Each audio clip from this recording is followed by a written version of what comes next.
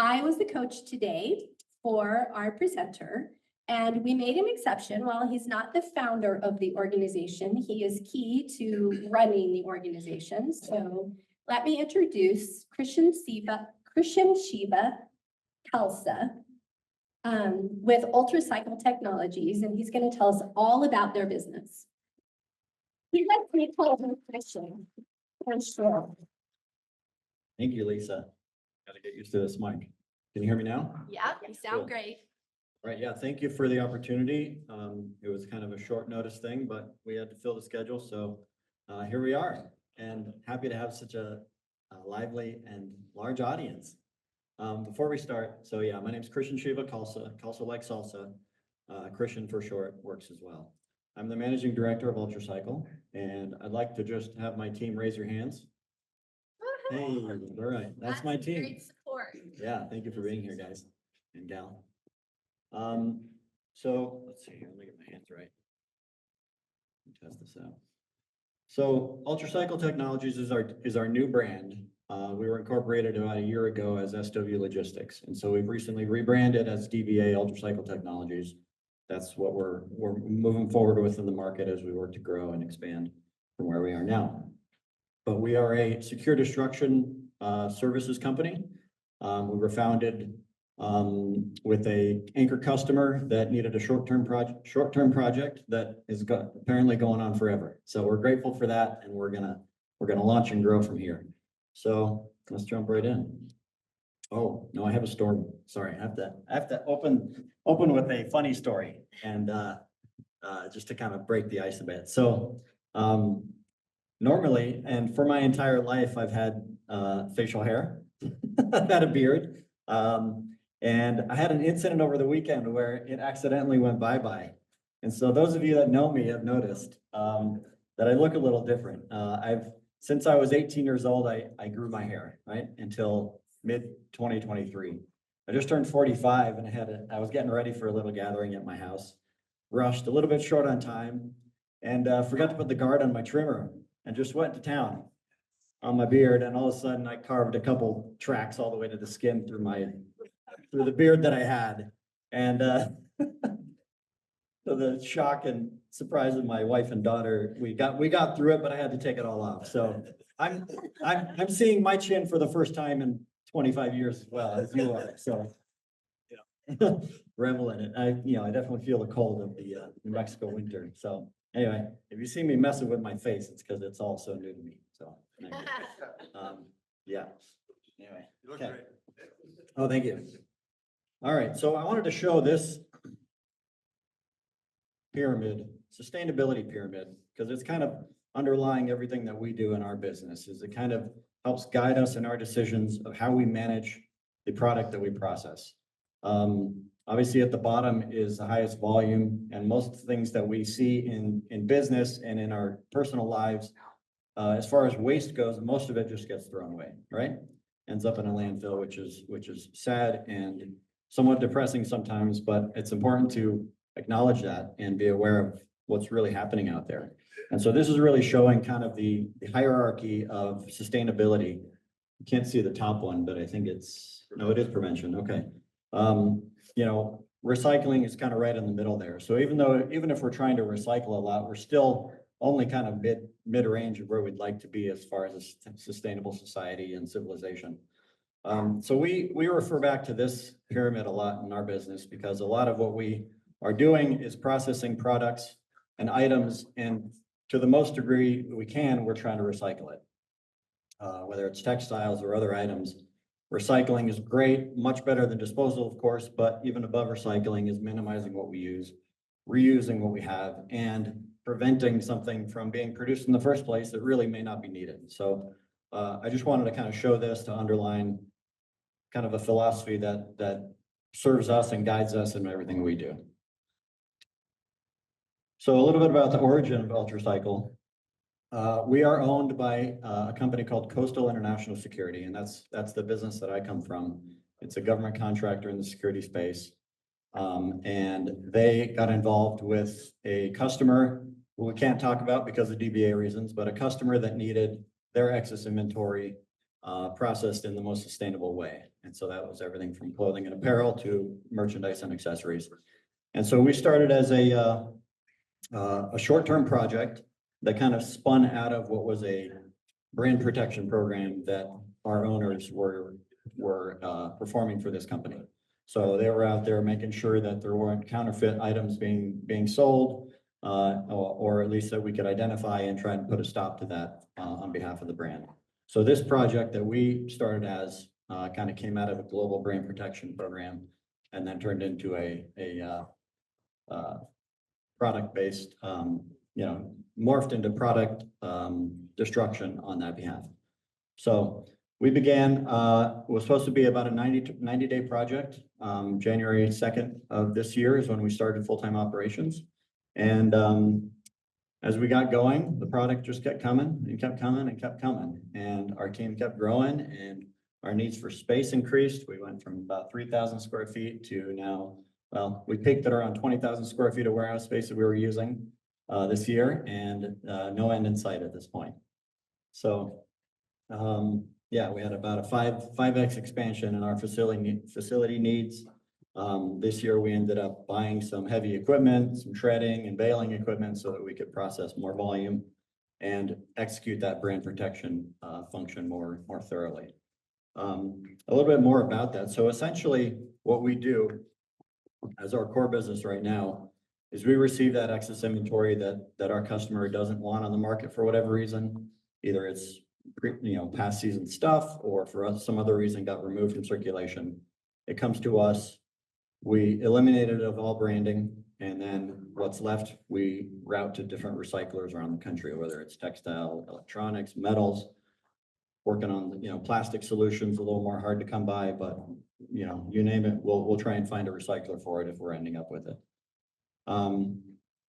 And then just most recently, we've rebranded as UltraCycle, and that's going to be kind of our public facing identity as we explore new spaces and work to grow from here.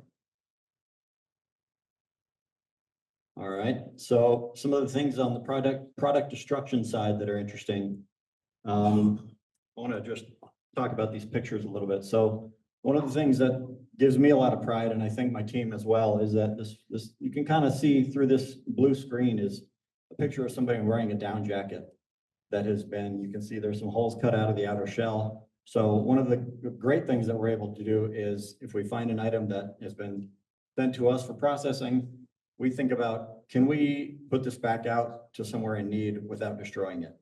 And without having to send it to, mechanically be recycled? Can it be reused as is after we've taken any branding off? And so thankfully, we come across a lot of down insulated winter wear that we can do that. It's not too loud as far as designs go that can tie it to a brand, and we can remove the brand without actually, compromising that envelope that holds all the down feathers. Because I don't know if anyone's ever cut open a down jacket, but it goes everywhere. So my team does a lot of great work in keeping this stuff usable while also fulfilling our core function of brand protection. And so we can then donate that stuff into the local community where it's needed. And so that's a picture that I took a couple months ago of something we had donated last spring.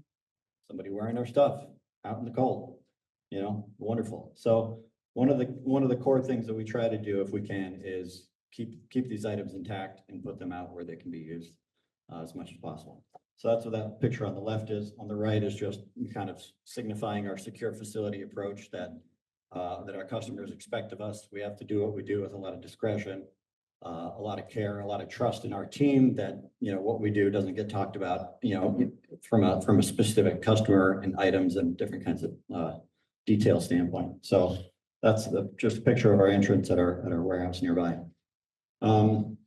So yeah, our core mission, our core values are minimizing landfill disposal, maximizing what we can recycle and donate. We have to do what we do with a lot of discretion for our customers. Everybody that works for us has to sign an NDA. Even friends and family, don't get to know what we do, with a lot of specificity, and that's by design. So high degree of discretion, brand protection is key. And then what we can do with what's left after we've sanitized things of branding is kind of the next step.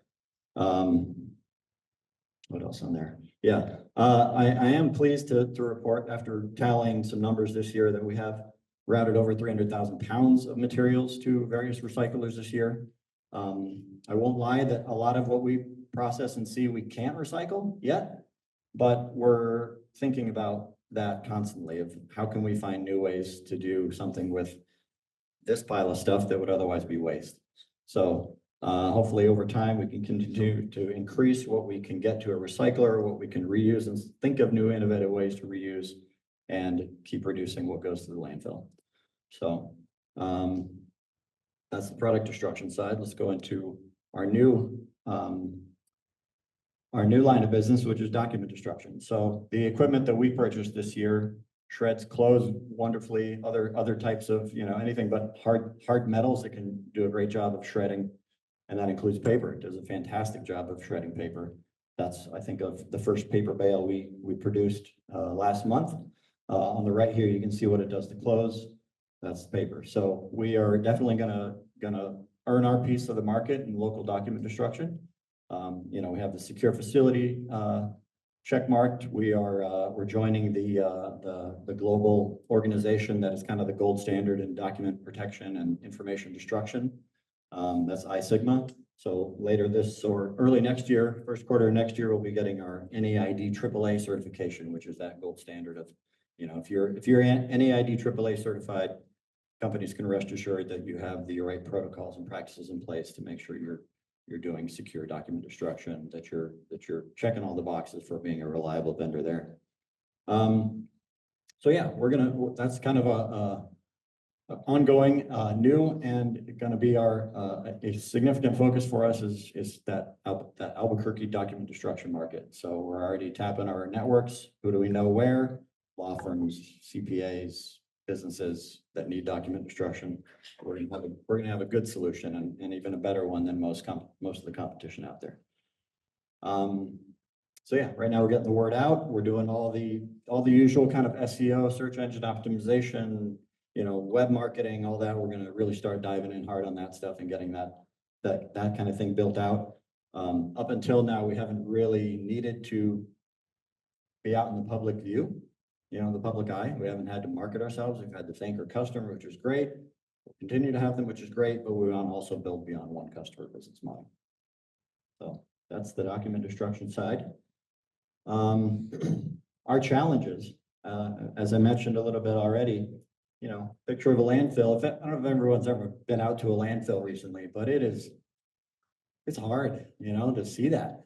It's a mountain of waste. And I think as a society, if we can just incorporate awareness of that into everything we do, it'll really help to drive that down. And so, I don't know, I hope my team agrees, but from my perspective, I'm always thinking about, what can we do to reduce what's going there? And I think the more thought into that, the more mainstream that kind of thinking goes, the better results we'll get. Some of the things that are challenging for me and for us is thinking about new ways that we can use the material. So for example, we just came into a situation where a textile recycler we were using all of a sudden said they can't take the tiny size shreds we were creating. And so we have to find a new outlet for that. Can an insulation contractor take that as their blown in insulation, or can that stuff be mixed into building materials to make bricks or concrete or something like that? I think that's the kind of innovative thinking we want to try and explore and maybe even develop new systems and technologies for as time goes on. But yeah, finding new ways to use output materials, and if possible, locally is even better, right? Without having to ship it across the country. So I actually came across a video last night I want to share. There's an outfit in Louisiana. They're called Glass Half Full, and they take glass that's supposed to be recycled. A lot of glass doesn't get recycled, as I understand it, even though it goes in a recycling bin. They grind it down into little stones and even sand. And then that sand can be reused as construction sand, concrete, whatever. It can be reused as a resource for building. So I want to look into that for us. Can we be an outfit where we can take in all the glass that the city collects, do something, turn it into something useful where it will actually be recycled and can get reused? So things like that are a challenge and also an exciting opportunity. Of course, part of our business challenges is going out into the global market and finding new brand protection customers that we can attract and, add to our repertoire. Very grateful that we have one brand that's a global, force, and we want to replicate that into more and more so that we can just have a more robust portfolio. New recycling solutions, like I talked about, the glass is one example. Can we use shredded textiles for other things? Presently, our shredded textile output has been used to create soundproofing and insulation for cars. So they'll take that shredded material and they'll create those soundproofing mats and those insulation mats out of it. Another challenge is finding other specialized types of recycling. Like there's not a whole lot that happens with nylon right now, unfortunately. A lot of nylon clothing out there, but not a lot that can be done with it on a significant scale, at least. Batteries are another one. Lithium-ion batteries, it's been hard to come by a good outlet for that, so we're exploring that further as well. So that I think summarizes a good bit of the challenges that we face as a business. Here's a beautiful picture. If anyone hasn't been to the Great Sand Dunes National Park, it's an amazing place. Highly recommend it. Southern Colorado. Anyway, pristine vision for the future. Growth opportunities. So, yeah, we'd love to expand into new waste management services. We've dabbled in, do we want to acquire a dumpster company to contribute? We use a lot of dumpster services. We want to, expand into that. There's some medical waste opportunities that we can get involved in, different kind of related business streams that we might dabble in.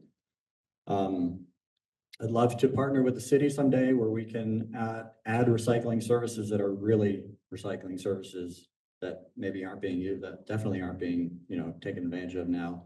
Right now, I know there are some small outfits that'll collect clothing and route them to different places, but, clothing being recycled is not a mainstream thought right now in society, and it could be if we're able to partner with the city and offer something that actually got that material to somewhere where it could be used and reused.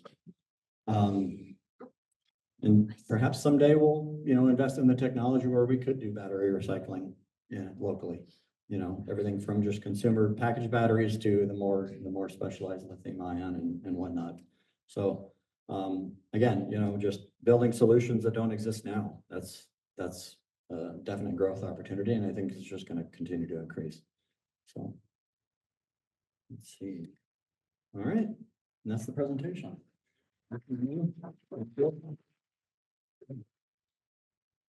Feel free to capture my contact info, reach out if you have any ideas, thoughts, places we should look for exploring something new. And I'll leave you with, if you ever have a devastating incident with your beard, make sure you got a picture. I didn't get a picture. I wish I had put that picture right here, but yeah. All right, thank you all so much. When we were coaching, I knew he looked different, but I couldn't pinpoint it. As soon as he told me the story, I went and looked at the picture I used for your Facebook event. Christian, don't go anywhere because we're going to ask questions. I actually have one for you.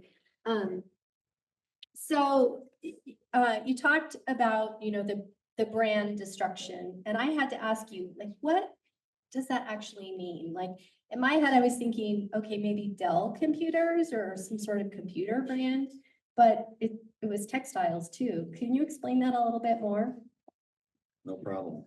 So there are brands out there that really work hard to control the supply of what they sell so that they can keep their price point where they want it, where they can create the, either the illusion or the reality that stuff is scarce and highly sought after and therefore get a higher price.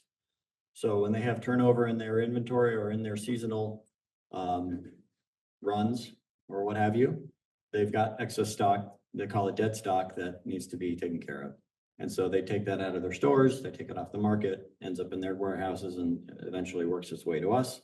And our job is to really make sure that can't get into any unauthorized markets or be released in some way that's not in their control. So they put a lot of trust in us and rely on us to make sure that dead stock for them goes bye-bye, and then followed by as sustainable as a solution as possible for what the leftover material is.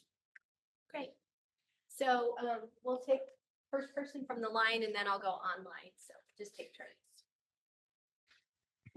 Man, I have so many questions, but let's just, I'll pick one topic. And that is like, so engineering schools, when I was in engineering school, which is a long time ago, but also kind of continuing, they're often looking at ways to do recycling, and that becomes like senior design projects. But the ones that I'm familiar with, they're always thinking about these unstructured waste streams that, like, what the heck do you do to get even glass bottles separated from plastic without getting in your hands, and how do you recycle a type? Here you have very uniform waste streams, it seems like, without a lot of the problems. And I'm wondering if, like, introducing that problem of recycling uniform waste streams into the university system, like working with UNM or CNM, might provide some kind of interesting insight or our way to move forward. Yeah, I think I'm following what you're saying. Processing bottles that haven't been cleaned and Yeah, are of varying nature yeah, is very different than processing clothes that are all for sure. Yeah, I mean, I think it's important that you can sort materials in a relatively reliable way before you get, to the recycling process. Certainly, I mean, we do see a big mix of things, and of course, we have to kind of decide item by item how we're going to handle it. Is it going to go through our machines? Do we have to do it by hand? What have you? So, getting the the systems in place that would allow materials to be collected in individual groups helps a lot. And I don't know if that speaks to what you're saying. I guess what I'm wondering, because you're looking for ways to figure out the streams. Yeah. Whether teaming with something like the university in their environmental groups or in their engineering groups. Yeah. To say, hey, here are waste streams, professor, would you like to have some people come in and try to figure that out? I think it's a great idea. Yeah, I think tapping all of the brain power that we can with that kind of thing would be great. And then, getting the cities or governments, local governments involved as well, I think would be fantastic. So we'd love to be a thought leader in that space in time. Actually make something meaningful of our little business. We're for profit, we want to make money, and we definitely want to bring new solutions to reality. Yeah, thank you. Sue Perlasny, let's bring you up. Good morning, Krishan.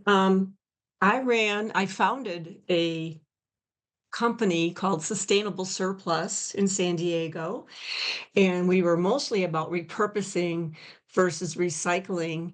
And I think the trickiest part is controlling your revenue streams. I love the idea that you have these corporate partners to take their items and reduce them down to materials that can be recycled. I'd like to have an offline conversation with you and really delve into that. Corporate sustainability is a real thing. And any time you could come in to a corporation to say, hey, we can repurpose or recycle that for you, you're giving them an immediate solution.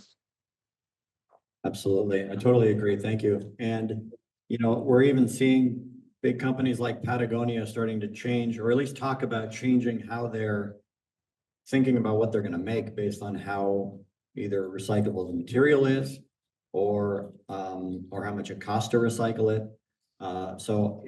Corporate sustainability, I agree, is totally catching on, and big global companies are starting to talk about it more, which is great.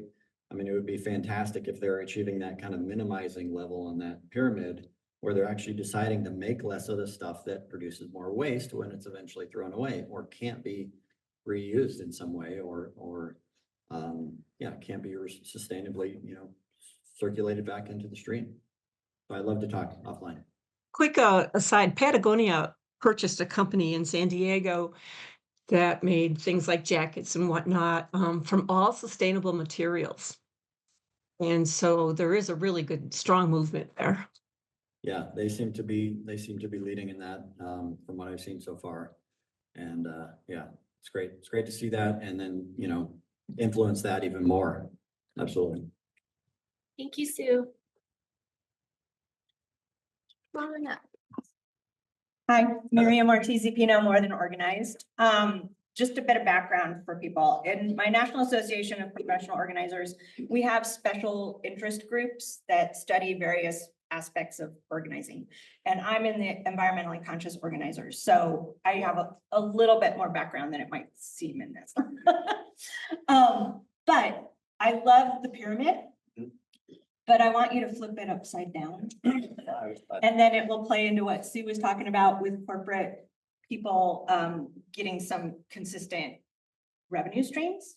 It can be both the corporate, but you can do some consulting on reducing and Right. getting them thinking along those lines, and consumers too, because you got to prevent it in the first place at this point, because we have these giant landfills and we have a broken recycling stream at this point, but you're fixing it. So that's good.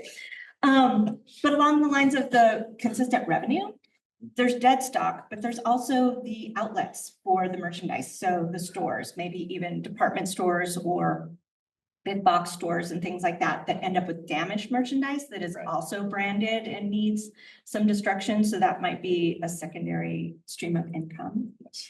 And then the most important question, I want to know why you picked Albuquerque to do this, because I think we are always right on that edge of wanting to be more sustainable and not having enough resources to make it happen. Yeah, thank you. As far as the handling of dead stock, I would love it if we could route that material as is to places where it could be sold and used. Unfortunately, one of the requirements from our customer is that ixnay on the ombre, as far as that goes, and the branding has to be sanitized. And for the most part, the way they design their stuff is the branding is throughout. And so to take the branding out means you're destroying the item. Right, but when it's already damaged is what I'm talking about. Most of what we They receive throw it in the is, trash. most of what we receive is brand new. Right. But I'm Unused. saying there's this other level. Yeah. You're talking That's- about for other companies potentially, or? Right, Yeah. the stores themselves, the outlet. Oh, I for see the what you're saying. merchandise. It Gotcha. gets just damaged there or expired, or they can't sell it, Right. and it doesn't, not everything goes back to a giant company, because it's a lot of smaller brands. Right, And they just throw it in the trash and the Right. people dumpster dive Right. for it, Yep. and it could be diverted. absolutely. It'd be fantastic if the city would build in partnership with us, a fantastic program where all kinds of merchandise and apparel could be sorted, deposited, and then routed somewhere where someone like us can do something meaningful with it. Right. Totally agree. Cool. Remind me of the second part of your question. Why Albuquerque? Why Albuquerque? Thank you.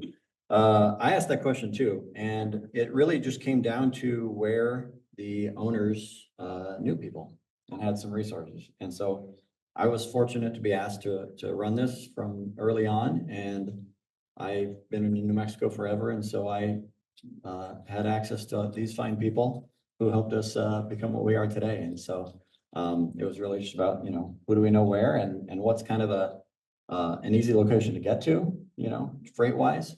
Not expensive to operate business, reasonable real estate, all that stuff. So, but I'd say it came down to the people that the owners knew and felt some comfort, in starting something from scratch.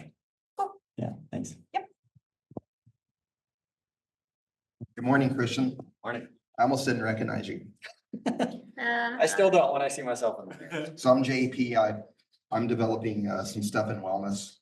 And I have a few questions, and I'll make them succinct because I like to talk. People know that. So first of all, this is a first world issue problem. So how big is this business, and what's the projection for the impact of the environment going forward? Our business. Yeah, I mean, the recycling and then also the destruction of material, because not everything that you do is going to be able to be recycled and go into repurposing. Like some of it's going to have to go to landfill.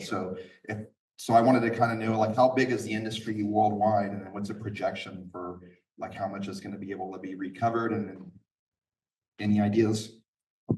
I don't have any good numbers on that scale, but it's enormous, enormous. And the amount of stuff that doesn't get routed to recycling streams it would just make you depressed, you know, to really think about it. So, yeah, I don't have numbers to share, unfortunately, but, it gives me a little piece knowing that we're, you know, as of right now, we're doing it, you know, drop in a bucket, you know, work towards something bigger, hopefully. So, yeah, so.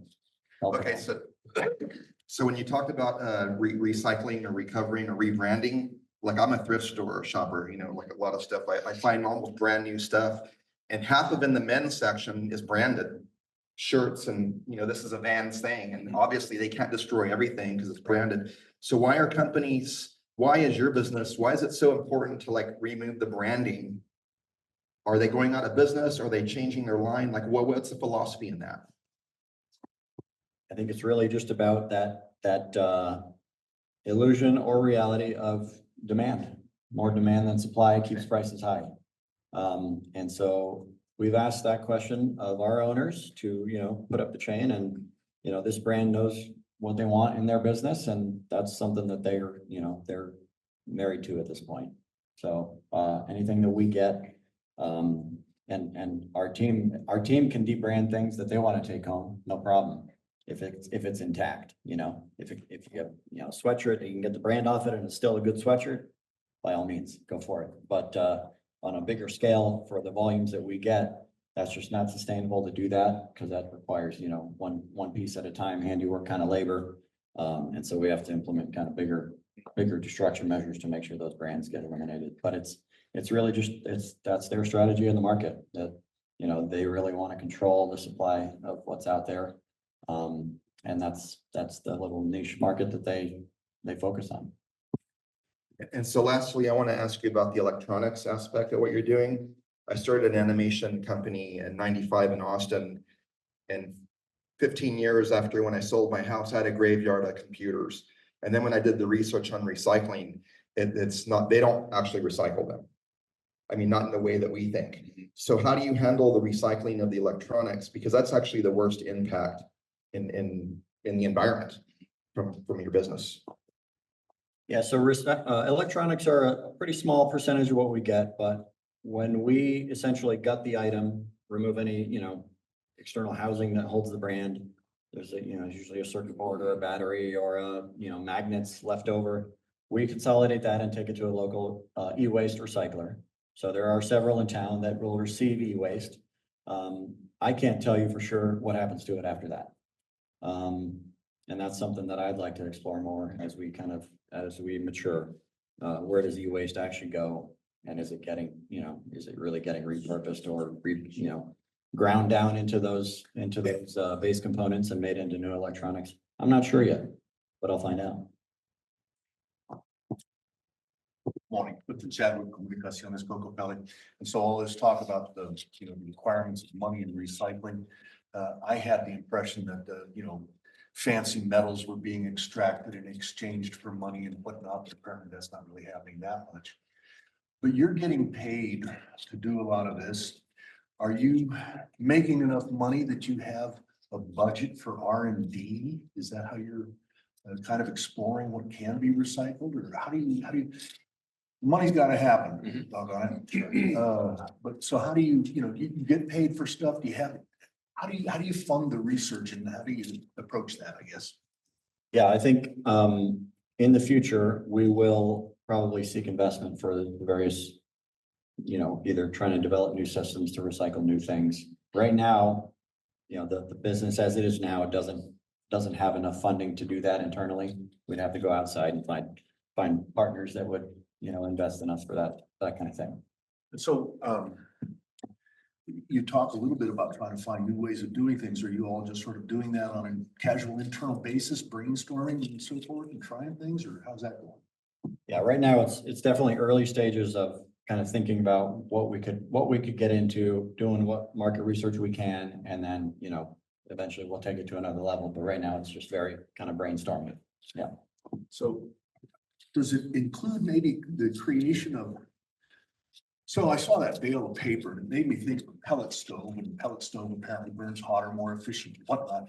And I wondered if there was some kind of a heating device that could be fed with paper chips that would, you know, I don't know. Probably. I mean, thankfully, paper is an easy one. Paper does get recycled, regularly. And as I understand, pretty infinitely, you can kind of continue to put paper through that process. And, sure, it takes energy, but, it's definitely not a lost material or a landfill contributor. I am Dr. Norm, company Brain Health with Dr. Norm. I'm actually in anti-destruction business. Has nothing to do with what you're talking about. But I appreciate your enthusiasm and your passion. It shows up in your presentation as well as your articulation.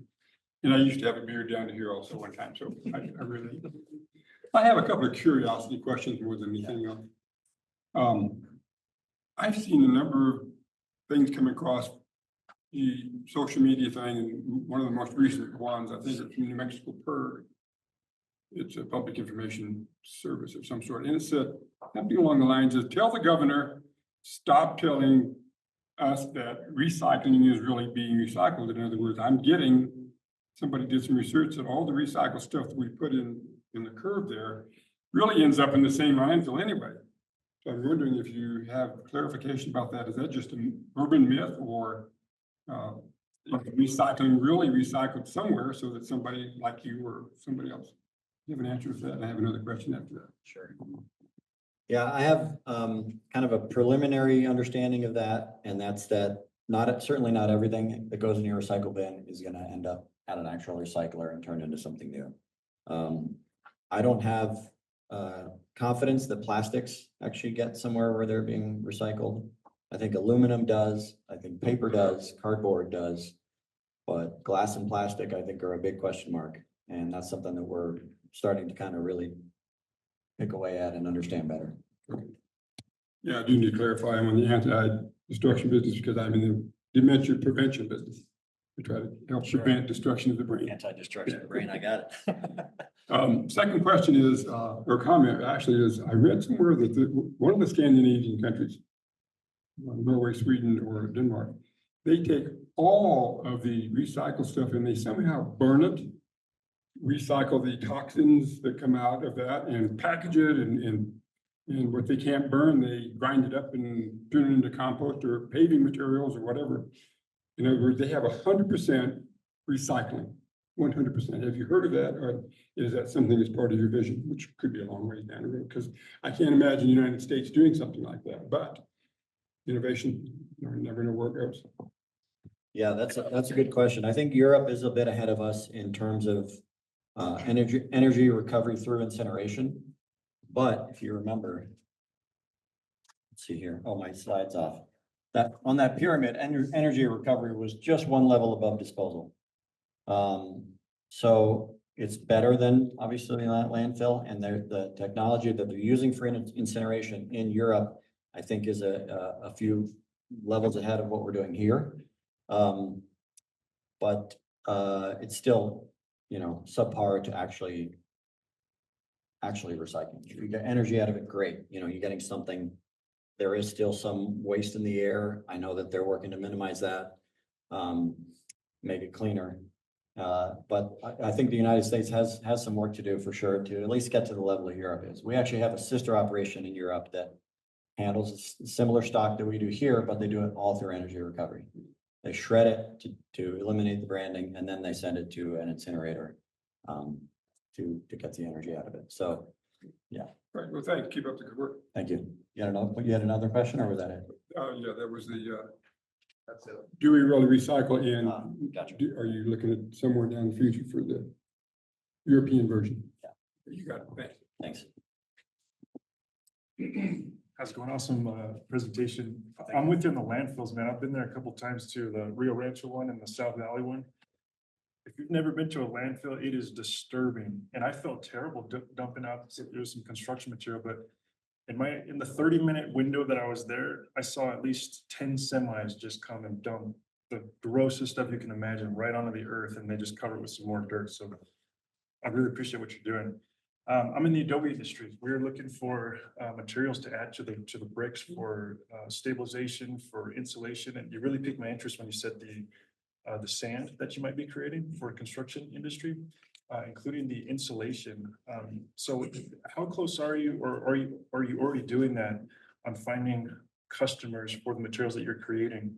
And I guess the second question is, are those materials going to be less expensive or comparable to stuff you'd buy in the box stores, especially the insulation and the sand material? Yeah, the sand material, I mean, I just saw a video last night on that one. So that's a brand new idea that I'd love to explore more. So yeah, hopefully in the future, we can have offerings like that. I know that right now, if we found a local company that could mix shredded textiles into whatever they're making, whether it's insulation or bricks or concrete, we would be happy to, create a steady stream to them for that. It would be just, a raw material baled up in big 1,000-pound blocks. But I'm sure that we could come up with some very favorable terms to, create a ongoing, supply stream for that. Did that answer your question? Yeah, I'd be very interested in talking to you about that and getting in line for some of those materials. Do you guys do, with the textiles, do you shred wool materials by chance for insulation materials? So we shred, really any textile that we get, any items of clothing, we're shredding it all, right? That's the debranding element, is just make it into fluff.